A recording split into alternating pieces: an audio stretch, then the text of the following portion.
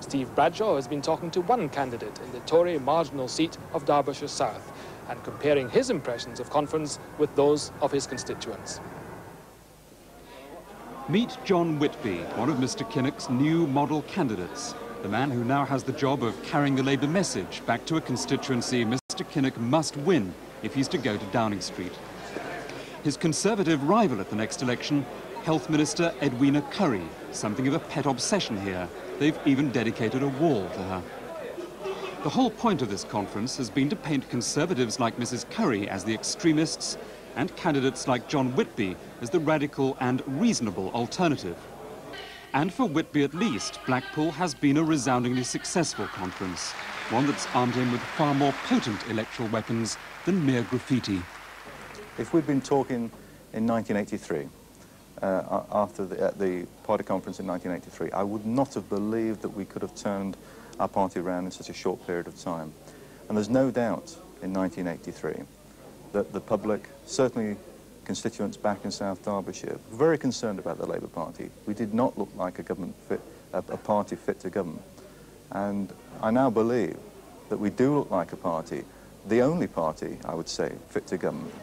In its urban heartland, among the hills of Swadlincote or on the fringes of the county town, Derbyshire South seems like the most traditional kind of Labour stronghold, though not without a flavour of Emmerdale Farm. It's also mining country, though most miners worked through the strike. On the face of it, perhaps, a constituency unlikely to be seduced by policies much further to the left than those of the last two Labour governments.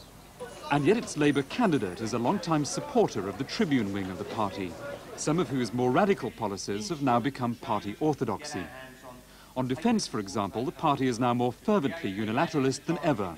So can John Whitby really sell such a policy back home in South Derbyshire? I think if I had to choose one of our policies that would be most difficult to sell on the doorstep in the constituency, it would probably, if I'm honest, be our non-nuclear defence policy. I have to say that I'm totally and utterly in support of that policy, 100% behind that policy, as is Neil Kinnock, our leader.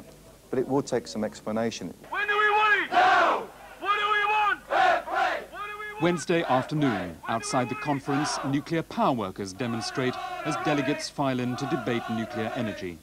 The decision facing them, whether to phase it out in decades, as the National Executive prefers, or a mere 5 years, as the National Union of Mine Workers demands. John Whitby wants the more rapid and decisive NUM option. Unlike defence, he believes this is one radical policy that will need little selling to his voters. We're looking for a clear and overwhelming majority for the National Union of Mine Workers resolution. It goes that little bit further than the NEC resolution, and we've got over 3,000 jobs in the constituency which depend upon coal and the energy industry, coal-fired energy industry. And so we're looking for a very clear message to take back to the constituency, and I'm hoping that's what we'll get here today.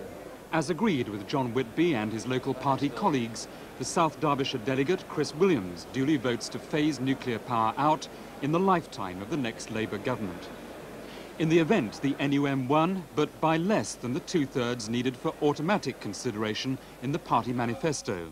A disappointment, but still, John Whitby believes, a significant vote winner. I think back in the constituency, a lot of people will be saying to me, we need to move a little bit faster on this, we need to move quicker. But I would respond by saying, look, you know, we intend to be the next government. It is no good making promises that we can't actually carry out. Thursday morning, John Whitby's desperate to catch the chairman's eye in the health debate. It may be the radical decisions on nuclear policy that have attracted the headlines this week, but, significantly or not, John Whitby has chosen a more hallowed and traditional Labour theme, alleged Tory neglect of the NHS, on which to put his personal stamp. Some of you may think that Edwina Currie's a joke, a bit of a giggle. But let me say this to conference. Edwina Currie is simply articulating the views and the thoughts of Margaret Thatcher, her government and the cabinet. High tech and publicity is what the modern Labour machine is all about. No sooner is the debate over than John Whitby speeds his message straight to the local paper via radiophone. I did speak to the Press Association reporter, and he assured I mean, that he was going to put the speech on the tape as soon as possible, so your head office will get details, I should think, in the next half an hour or so. So I hope that you will find that you can carry something in this afternoon's edition. But that's only part of his campaign to make sure the message of this party conference is felt back home. Back in the streets of Swadlincote later that afternoon, Labour's new model army trudges into action, armed with a message from John Whitby to the voters in South Derbyshire. It's the first time local party workers have taken the conference to the streets, and the reaction in this relatively strong Labour corner of the constituency was broadly favourable. Very good, really, you know. I mean, there's more sense in what they're saying now and what they aim to do. I'm quite impressed with it on the whole. Obviously, I don't think there's ever been a political party that's ever been perfect, far from it, but I think at the moment, Labour, I think they're getting it right. They're getting it right. But it's in areas like Walton-on-Trent, with its mixed political complexion, that Derbyshire South will be won or lost. So how has the conference impressed voters here? I thought it was a good conference on the whole. One or two points I didn't agree with. What were they? About the nuclear power stations and the disarmament of Britain. You'd like to keep nuclear power stations and nuclear weapons? Yeah. It says in these leaflets that John Whitby's assistants and helpers have been handing out, it says that the Labour Party now has a more modern, up-to-date image. Who they're trying to kid? They're trying to grab the young uns, I suppose. That's what the vote they're after, that's what they're all after. I'm 42 years old, I've been voting for a long time. And it might fool the young ones for a little while, but no, I don't think, not for long. What sort of impression has it made on you? Sufficient to make me think again about Labour. I did resign at one point, but I think there's a good chance I'd be voting Labour. I think it's probably got to go a little bit further yet for a lot of people. In what way?